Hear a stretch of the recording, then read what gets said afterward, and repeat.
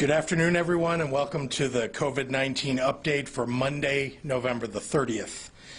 Whether virtually or at a distance, I hope everyone found a way to share special time with their loved ones over the holiday weekend.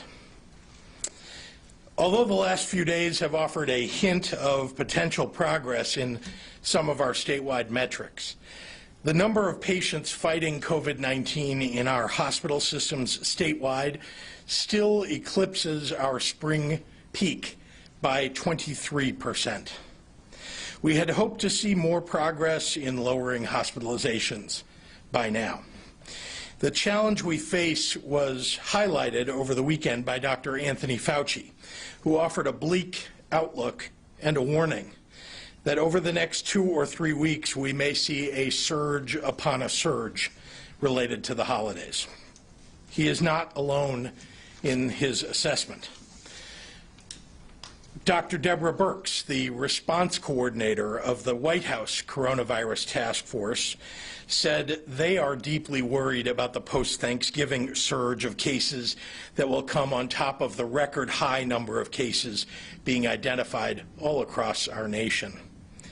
The dip in Illinois' cases over the last few days comes as we are seeing near record high numbers of hospitalizations, meaning that our ability to handle any new surge in COVID patients is still limited. If we are not especially careful right now, the surge will overwhelm our state's healthcare system.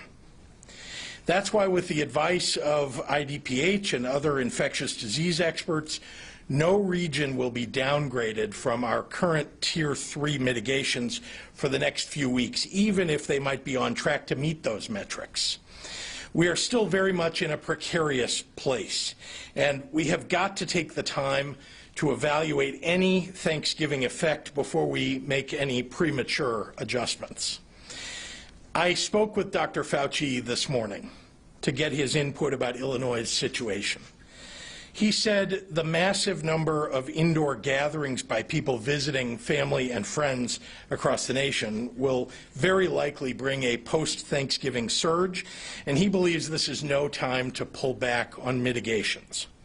Dr. Rob Murphy, one of the world's leading infectious disease experts based at Illinois' own Northwestern Medicine, agrees with Dr. Fauci. So does Dr. Emily Landon, the Infection Prevention and Control Director at University of Chicago Medicine. When the nation's experts and state experts agree that the virus may become significantly more pervasive in the coming weeks, it's important to listen to them, and I am. I say this as we come off of a Thanksgiving holiday when many people may have dropped their guard and gathered with people from outside of their own households. The hope now is that we can fend off the surge in the next few weeks to get to a healthier holiday time in the latter half of December. We'll be watching the data closely to monitor for a Thanksgiving-related surge in our case count, our positivity rate, our hospitalizations, and ICU admissions. My prayer, our collective prayer, is that everyone stays healthy and that the numbers continue their downward trajectory. And I ask the public to join us in making that prayer come true. So thank you, and with that, I'd like to turn it over to Dr. Ezike.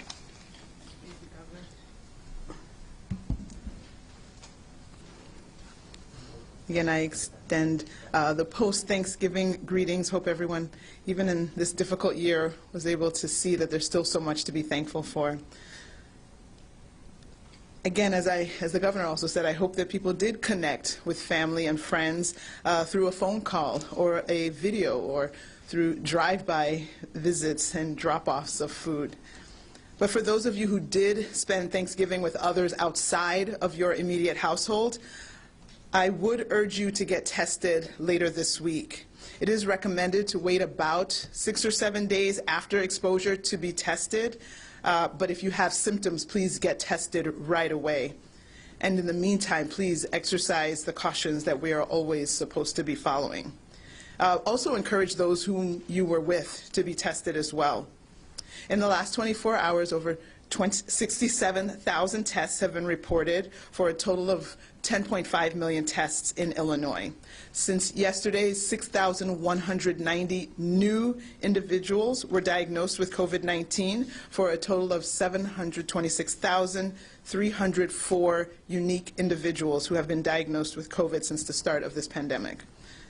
This unfortunately includes the report of 85 additional lives lost, just reported in the last 24 hours, for a total of 12,278 deaths in Illinois. 5,849 individuals were in the hospital overnight, hospitals across Illinois, and of those, 1,217 were in the ICU, and 715 were on ventilators. There is hope on the horizon, but while we await a safe and effective vaccine, it's important to remember that we need to continue to be vigilant, to wear a mask, to stay at least 6 feet away, to avoid crowds, and to wash our hands very, very often. And once a vaccine does roll out, and as you've heard, that could be very soon, we will still need to stay on our game until the vaccine is widely available and in people's arms. We need to take a layered approach. Just as if you were trying to avoid car accidents or car accident deaths, you would not only wear a seatbelt, you would not only avoid texting and driving, you would not only have the car with airbags, you would not only follow speed limits, you would take advantage of all of that. That's a layered approach. And just the same way, combining hand washing with maintaining distance, with washing our hands and avoiding crowds, and once it's available, getting the vaccine, are all the different layers that we will need to take up in order to get the greatest protection. These actions that we take now can change how much virus is circulating in our communities and can change what our landscape looks like in the coming weeks and the coming months. We have been fighting this pandemic for so very long, and many of us have suffered in so many ways. But if we stay the course yet a while longer, we will end this pandemic soon. Thank you so much. Buenas tardes. Espero que la gente haya podido disfrutar un fin de semana festivo y haya conectado con familiares y amigos virtualmente. Sin embargo, para las personas que pasaron el Día de Acción de Gracias con otras personas fuera de su casa, deben hacerse una prueba esta semana. Se recomienda esperar como 6 o 7 días después de la exposición para hacerse una prueba y inmediatamente si tenga síntomas. En las últimas 24 horas, más de 67,000 pruebas fueron hechas para un total de más de 10.5 millones de pruebas en Illinois. Desde ayer se han reportado 6,190 nuevos casos de COVID-19 para un total de más de 726,000 casos en Illinois. Recibimos el informe de 85 vidas perdidas en las últimas 24 horas para un total de más de 12,200 muertes aquí en Illinois. 15,849 personas pasaron la noche en el hospital con COVID-19 y de ellos 1,217 pacientes estaban en la unidad de cuidados intensivos y 715 pacientes estaban en ventiladores. Hay esperanza cerca, pero mientras esperamos una vacuna segura, es importante recordar que debemos seguir estando atentos a practicar los 3 M's. Usar su máscara, mantenerse 6 pies de distancia y lavar las manos con frecuencia. Una vez que se lance una vacuna, todavía tendremos que continuar con estas prácticas hasta que la vacuna esté ampliamente disponible. Necesitamos adoptar todas esas acciones, combinar lavando manos, el uso de máscara, evitar grupos de gente, mantener la distancia y una vez que esté disponible, poner la vacuna. Todas estas niveles de acción nos ofrecerán mayor protección. Las acciones que tomamos ahora pueden cambiar la cantidad de virus que circula en nuestras comunidades. Llevamos tanto tiempo luchando contra esta pandemia. Si mantenemos el rumbo un poco más, podemos acabar con esta pandemia más pronto. Muchísimas gracias para su apoyo. And with that, I'll turn it over to Governor Pritzker. Thank you. Thanks, Dr. Ezike, and happy to take questions. Mary Ann. Can we start with the LaSalle Veterans Home? Sure Is can. an independent investigation needed? And how is it possible that those who tested positive continued to work there when there was, no matter if there was an outbreak or not, but why would someone come to work who Yeah. tested positive? Yeah. Let me begin by answering the first part of your question, which is, should there be an independent investigation? Absolutely, and that's why we brought in the DHS Inspector General. He's not independent. And asked, well, yes, he is. The Inspector Generals are independent. They are asked to do this kind of work all across government in an independent fashion. I do believe that, when they turn in a report, their interest is the public's interest in revealing whatever may have occurred on an independent basis. That is what they do.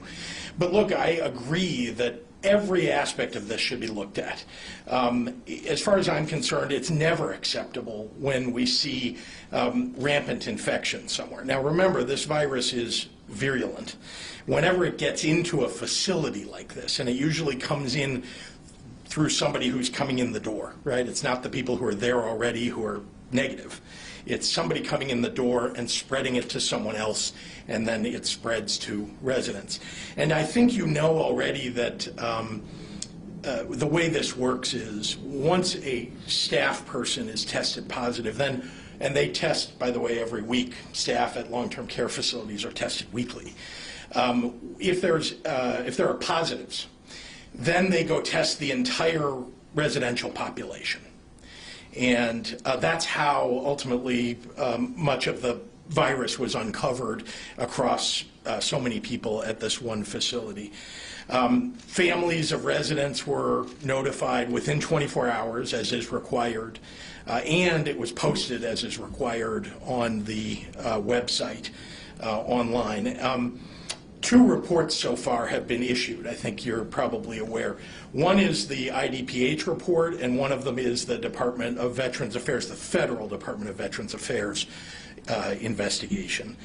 And again, I put our, emphasis on this by making sure there's an independent investigation by the DHS Inspector General so that we can reveal whatever it is that may have occurred at this location.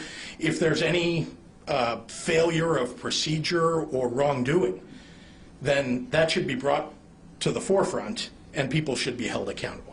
Should people be tested, staffers more often? Students at U of I are tested more often. What about a veterans home? Are they not as important as the students? Oh, of course they are. And of course I'd love to have saliva tests all over the state that we could have every day, just like they do at the University of Illinois.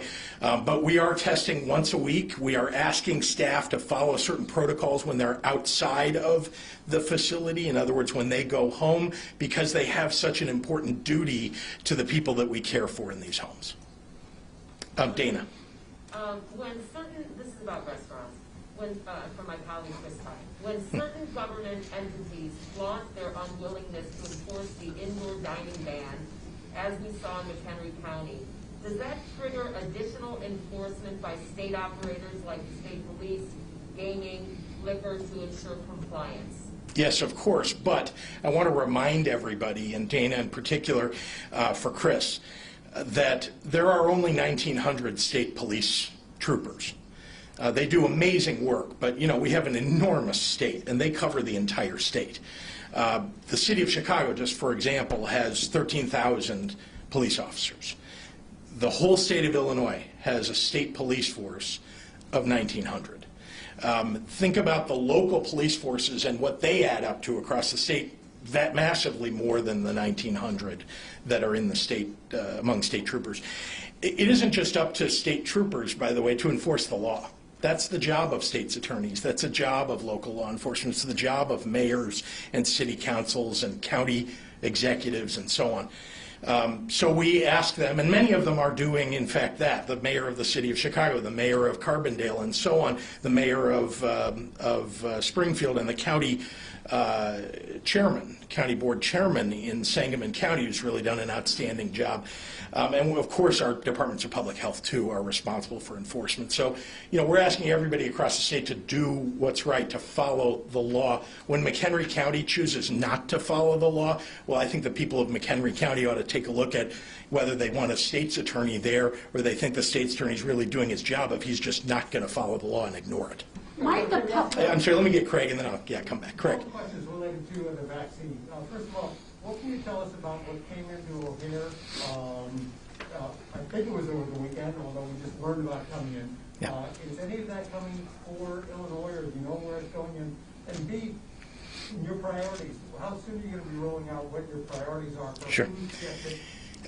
First, let's acknowledge, I think it was Mary Ann Ahern who actually broke that story about the landing at O'Hare, but it didn't get distributed anywhere in Illinois. My understanding is that Pfizer has a warehouse that's south of Kenosha, and so they have storage capability for their ultra-low temperature vaccinations. And so it's my understanding that those went to that warehouse, although I have not confirmed that with Pfizer. That's just something that a doctor told me this morning when I was on the phone, who happens to know Pfizer reasonably well.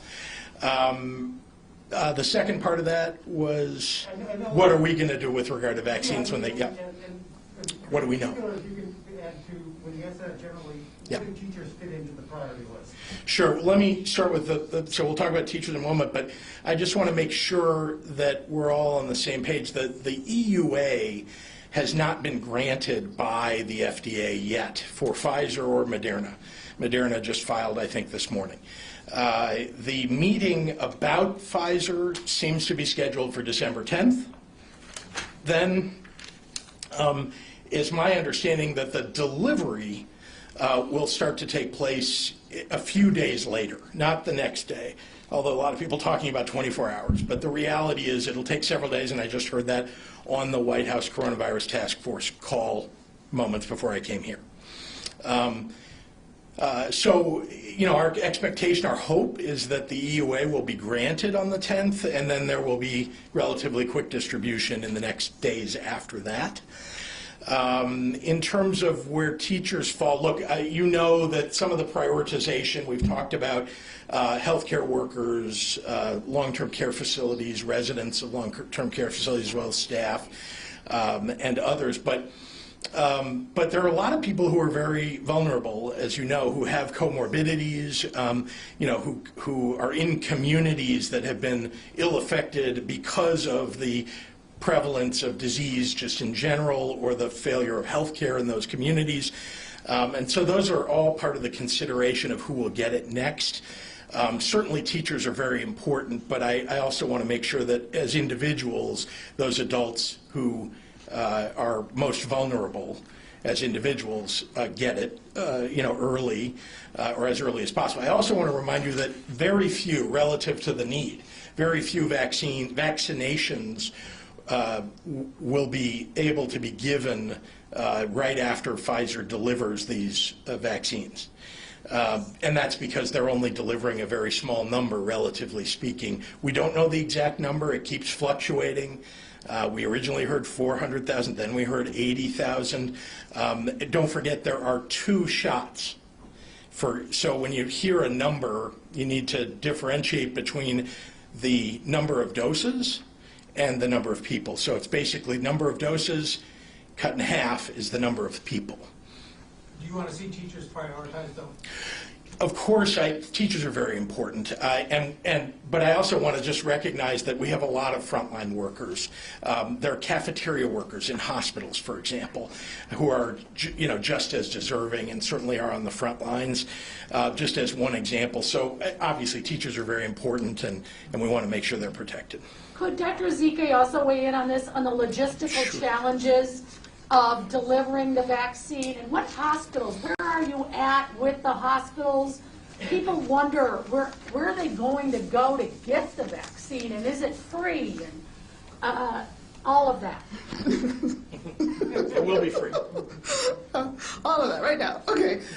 No, there's a lot of information that I know Marianne and everybody else wants to have. And I think we are probably going to dedicate a future press conference to give all of those details, probably this week. But just to give you some top-line things, we just had a webinar today with hospitals across the state to go kind of step by step for those who have not enrolled to be vaccine providers, to show them how to go online and do that. So again, there's a process. Many people have signed up. We have additional hospitals. We want all the hospitals. Of course, the local health departments are enrolled. Again, we know that assuming I don't want to be presumptuous, assuming everything goes well with the evaluation in terms of the safety and the efficacy by the FDA, we could have probably 2 vaccines, not 1. And so there are logistical challenges, as you mentioned, in terms of the ultra cold, as you've heard many times with the Pfizer vaccine. So we know that we want to have an equitable distribution. We don't want any corner, no nook or cranny of the state should be left uncovered. The benefit of having 2 different vaccines, again, the Moderna vaccine does not have that ultra cold requirement, so you would preferentially put the Moderna in places, in small communities, in rural places where they might not likely have as many existing options for the ultra cold storage. That one is also able to be divided into smaller portions of 100, opposed to the Pfizer vaccine, which is in 975. And so we have all those different considerations in terms of how we can roll it out, where we can roll it out, based on logistics and feasibility, access, resources. But rest assured that every part of the state, no part of the state will be left out. All of the 97 certified local health departments will be receiving, will be part of this effort to get the vaccine out. And of course, there are the phases, and there's going to be like a phase 1A and 1B and 1C, and that alone will take, several months to roll out. So it's not a matter of December 10th, maybe there's vaccine several days later, great, we're all set. It's going to take quite a long time, and people need to understand that, quite a long time just to even get phase one rolled out, and then of course you'll still have the subsequent phases. So we will be patient because we are in the final stretch, but we still need to hold on to our masks and wash our hands and avoid those gatherings because we still have a little bit to go. We'll do one more in the room and then we got to get on. I got a question about finances. How does the state plan to pay back the $2 billion it's borrowing from the MLF? It's required. Yeah, it's required to pay back any borrowing from the MLF over the course of 3 years. But how do you expect to do that with a rebound in revenue? Is that likely at this point? Look, our goal, we believe that there will be a federal stimulus, and our goal would be, because that is short-term money meant to fill the short-term hole that was created by COVID, that we would use that, because we're using the dollars from the borrowing to fill that hole, right? That the stimulus would be used in part to fill that hole. Eric, so it depends on what size. Eric has a Eric has not. I got gotten one, a question. just Yeah. a little one. Governor, if we do get this surge after Thanksgiving that Dr. Fauci is fearing and others are fearing, what specific measures are you considering, and are you considering a stay-at-home order? Well, that's always something I've told you, Eric, and I've been very transparent with everybody, that when we put the Tier 3 mitigations in place, it's short of a stay-at-home order because we may be able to avoid a stay-at-home order. And that's our goal, that's our hope. And if everybody follows the mitigations, and if we don't see as big a surge as is being discussed nationwide, we'll be able to avoid a stay-at-home order. Could you just What clarify? What else is in the toolbox at this point, short of a stay-at-home order? Well, we're pretty much, we're right up against the list of mitigations that you could put in place. Obviously there are a number of other things that are left, but a stay-at-home order is, about the furthest that one could go. And it wouldn't be exactly like the one in the spring if it did happen, but it's not something right now that we think we're going to have to do. What we're worried about is, when you see the hospitalization numbers, we're at a peak that we haven't seen before. At least we've just come off that peak by a little bit. If we got a surge like we've had over the last 3 to 4 weeks, come on top of where we are now, that would be something that would be extraordinarily worrisome for all of us. So part of it is let's make sure that we're taking care of our hospitals and our healthcare workers so they can do the job that they need to do.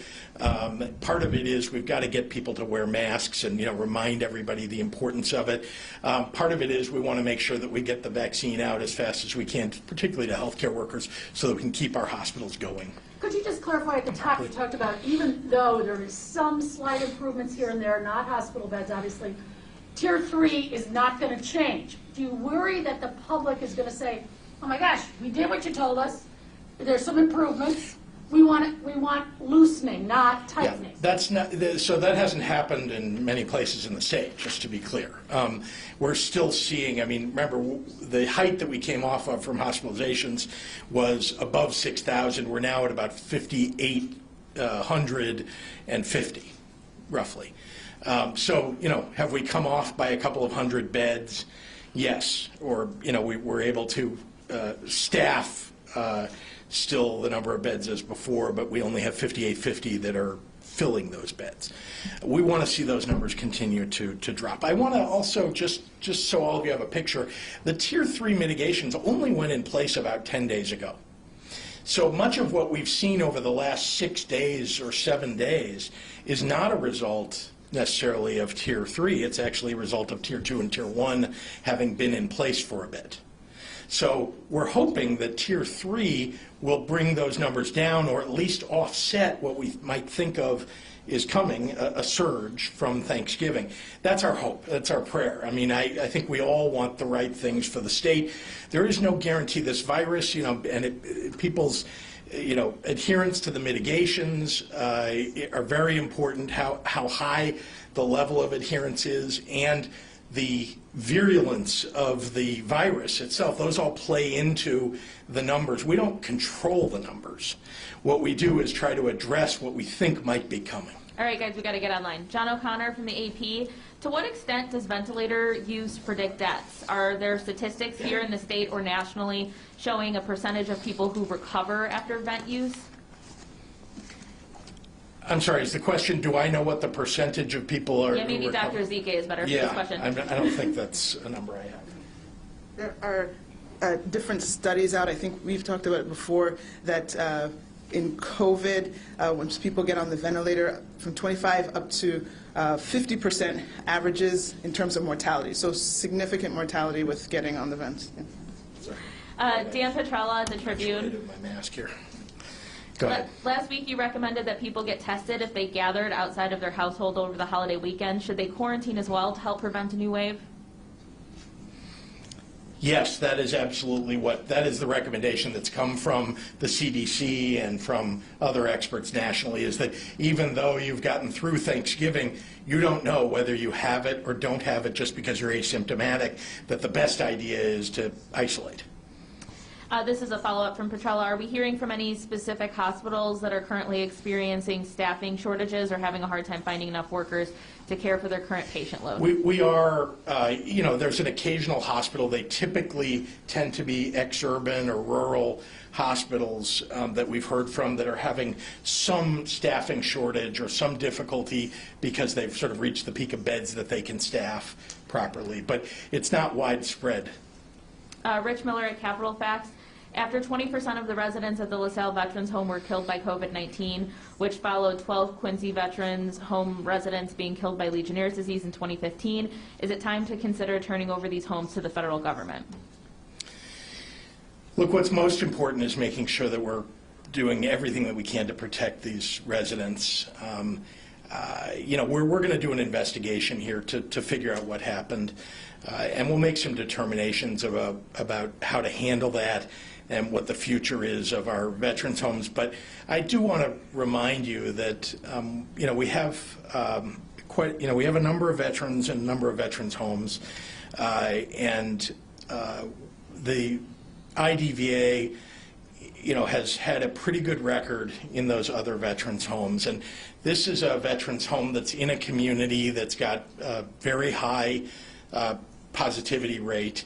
It's deeply concerning, some of the reports that we hear, the rumors out there about staff people and whether they handled this properly or whether there was anybody in a supervisory position who may have known about any failures to follow procedures. That's all deeply concerning. I think we'll have to make some broader determinations after we do an investigation here. Kelly Bauer, what is the plan for antibody treatments? Well, I mean, again, I was just on the White House Coronavirus Task Force call, and there is a call for people to give blood so that they can attain convalescent plasma that can, people who have already had COVID-19, so that they can use that plasma for people as a kind of a virus protection. So that's something that we certainly want to encourage, and actually you'll hear us in subsequent press conferences talking about that and talking with the Red Cross about it. Amy Jacobson, last week an 86-year-old woman died from congenital heart failure. She was tested at the hospital on a daily basis, as always, coming back negative. Yet on her death certificate, she's said to have died from COVID. Our hospital's getting paid, in capital letters, as a COVID death. Well, I think I want to back up and just remind everybody, Amy, you're always asking the same kind of a question, which is, let me take one exception that might have occurred somewhere. We don't put a name on it, but we'll just talk about the one exception and see what you say. I don't know who this person is or whether that actually happened. Here's what I will tell you. The Medicare provides different rates to doctors for treating different kinds of diseases. So whether you've got the flu and you're in the hospital, whether you caught some other kind of disease, whether you caught COVID-19, they actually get paid at a different rate. Not just the doctors, but the hospitals are actually who get paid, not the doctors. The doctors typically are being paid by the hospitals. So when you say, is a doctor going to fake a death certificate and claim that someone had coronavirus when they didn't really have it, when the doctor isn't really benefiting directly by that, that seems kind of far-fetched to me. But just recognize that Medicare does, in fact, pay a different rate for different types of diseases because some are more serious than others. Obviously, coronavirus is more serious than the flu, although people can die from either one.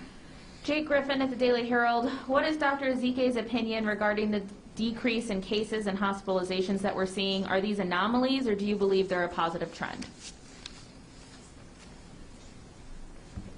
No, that's a fair question. Of course, I'm hoping and praying that it's a positive trend that as the governor stated, that the Tier 1 and Tier 2 mitigations that have been in place for weeks and months are starting to kick in, and that people, after hearing that their hospitals are actually being threatened in terms of their capacity, that has encouraged some additional behaviors. I will share that from working in the hospitals for over 20 years, is it? Yeah, 20 years. I do know that the trends around the holidays, that the people in the hospital, the numbers are a little bit lower around holidays. People who should maybe get checked out or should be going to the ER will try to wait till after a holiday. They might want to be at home instead of in the hospital, especially this year. That wouldn't be anyone's desired location. I know from working in the hospital that you really try to discharge as many people before the holidays, so some of those factors may be in play as well.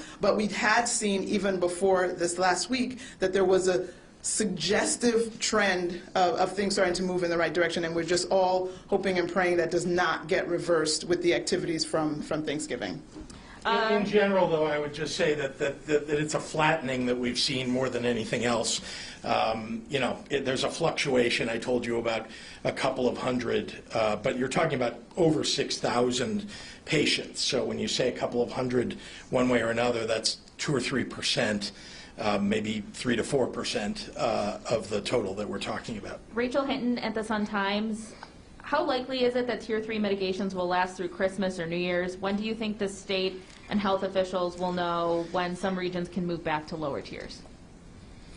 I couldn't, it's impossible to answer something that's, you know, how will it look on December 20th or 25th? I can't tell you. I mean, this virus tends to be, tends to surprise everybody. Shruti of Bloomberg is wondering if you can tell us more about your call with Dr. Fauci and what he said about Illinois and any guidance you received from the Vice President today during his call with the governors. Well, I think I talked about in my comments what Dr. Fauci said during that call. It was very productive. He's been very kind and given me a reasonable lot of time over the course of the last, 9 months, and I'm very grateful for that. He's not the only doctor that I reach out to. I know that everybody's interested in Dr. Fauci, but I, have spoken over the last number of days with some of the great experts that we have here in Illinois, of course, too. As far as the White House Coronavirus Task Force call, it was a review of the timing and the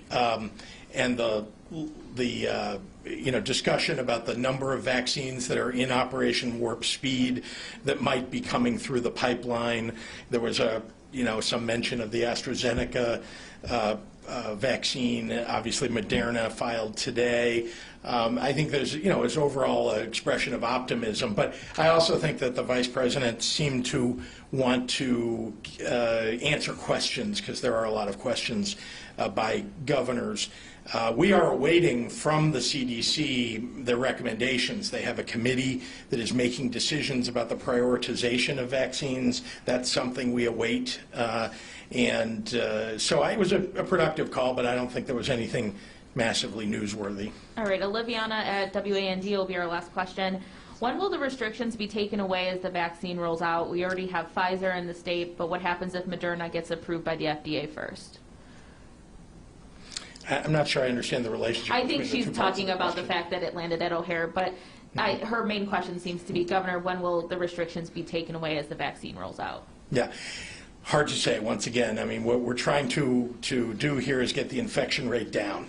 And so we'll be following those infection numbers every day, the testing numbers every day as we do. The numbers of vaccines that are going to show up in the next, let's say, 10 to 15 days are very small. They're going to be used to protect our healthcare workers first and so on. There'll be decisions made, no doubt, about whether we can reduce restrictions based upon both the positivity rates and the hospitalization rates and the case numbers across the state, as we have been all along. All right, thanks everyone. Yep, thank you. Thank you.